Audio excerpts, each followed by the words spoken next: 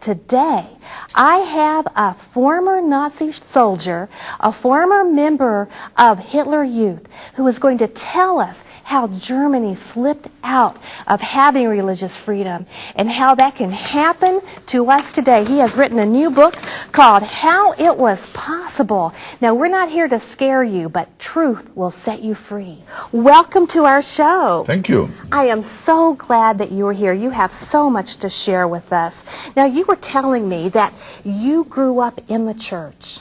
That is correct. And that in your church, you never really understood about personal sin, and that you needed to give that to the Lord, and you needed to have a personal relationship with the Lord. Do you think that that was kind of a widespread attitude in the church in that time in 1930? Yes. When Hitler came into power, I was 7 years old. When I was 10 years, I had to go into the Hitler Youth. That was by law, and there was no other youth organization. But everybody know, and including myself as a child, I realized that the Jews, there was something very wrong, and they were constantly attacked. And in the church I went to, I never had heard anything about it. There was no outcry from the organized churches. There were quite a number of people stood up, but from the institutions there was as nothing. So we were blind. I was blind. I really, you have to imagine that all the news you get all come from the Nazis. As whether, for instance, CBS or NBC would own all communication and would give you would only get their angle. We only got the Nazi angle in the news, in the newspapers, in school, in the Hitler Youth, and I took it as normal. Right, and so your culture, your youth culture, was taught to hate the Jewish people at that time. In fact, the whole society in Germany began to be prejudiced in their dealings and their relationships. Jews had to wear a yellow star to identify themselves. They became laughed at, and the church didn't take a stand against it because some of that hate was actually coming from the church, and therefore you had whole groups of the youth. In fact, we're going to look at a picture of the Hitler Youth. I mean, there were probably millions of young people involved. This was a society coming out of World War I. Many of these children did not have a father figure, and Hitler became the only father figure for them. So we can see how that mindset happened.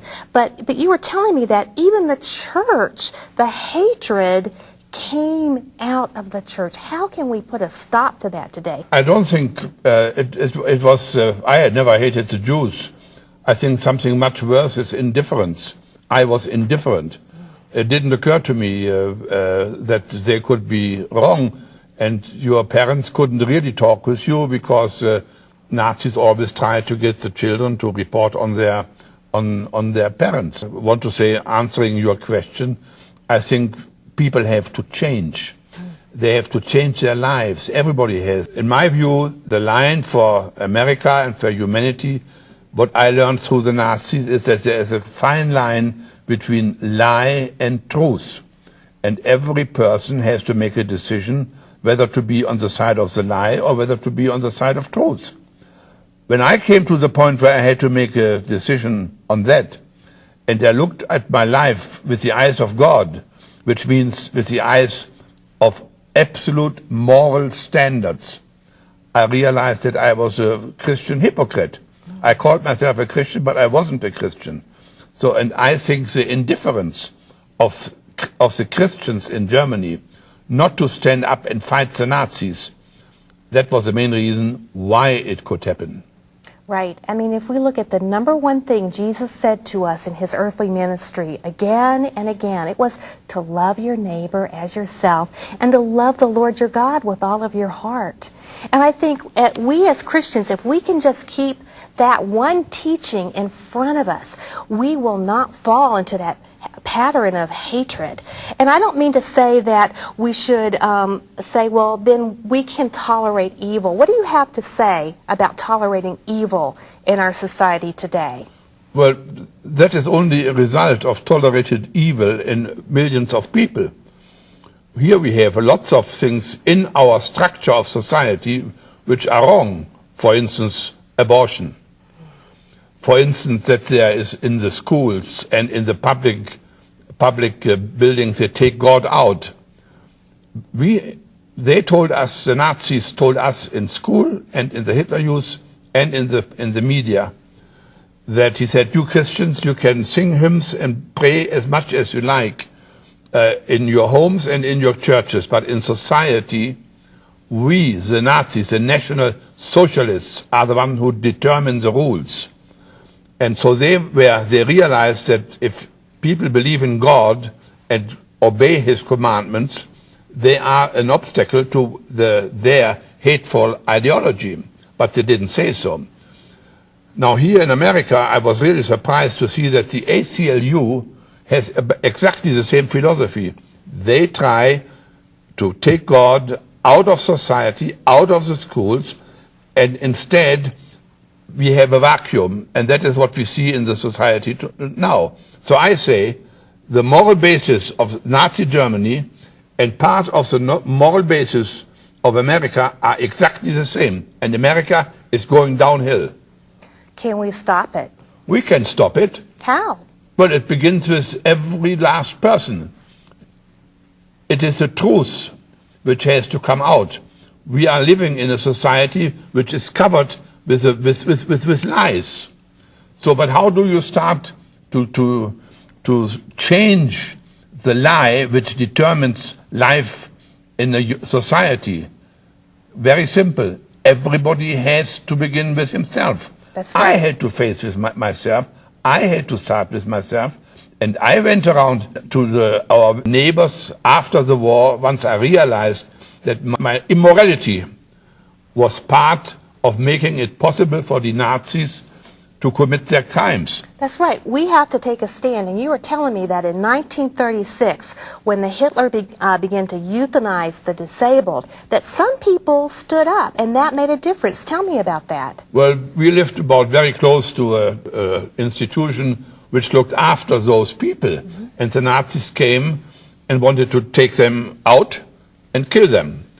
And the head of this institution, a pastor von Bodelschwing, he made such he fought like hell. And I couldn't find the right words right now. He fought like hell. We understand what you mean. And they were not able to do that, so they left. Right. So it made a difference, even in Nazi Germany, when a pastor stood up for disabled people who were going to be euthanized simply for being disabled. And you know, here in Colorado today, we euthanize people. I don't know if you're aware of that, but in our hospitals, if a person has a stroke, you may be approached by the doctor, and the doctor may say, you know, it's going to cost a couple $100,000 to try to rehabilitate this person. Why not take your inheritance now? Why not just let them go now? We can easily dehydrate them. We have been sold a bill of goods. We are killing our loved ones for the sake of convenience and inheritance, and that is not honoring our mother and father. It starts at home. We can make a difference in what we say when we're approached with those kinds of decisions. We can make a difference when we stand up for people like Terry Schiavo, who was murdered because she was disabled. And we can make a difference. People will hear us if we stand up. Would you agree with that? Yes, absolutely. Because those things are all related. Now, when the war was over and I came home, I think there was still an America, and it was a moral America, and we got a new start. I think when I became an honorary member of the American Retired Officers Association, when I thanked them for giving their battle, gave me freedom.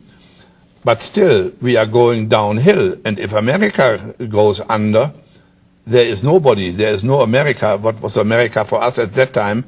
There's nobody for America today. So, and America is the only nation, in my view, which can bring a change, a moral change to the rest of the world. How was it possible in Nazi Germany? Find out.